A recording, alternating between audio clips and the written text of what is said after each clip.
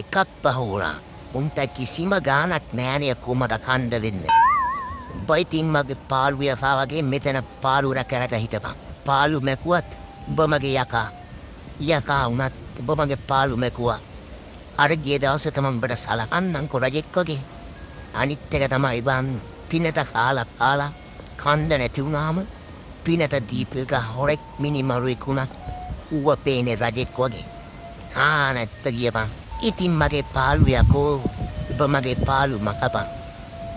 තනිය දැනුණු වෙලාවට මගේ තනිය රැකපන්.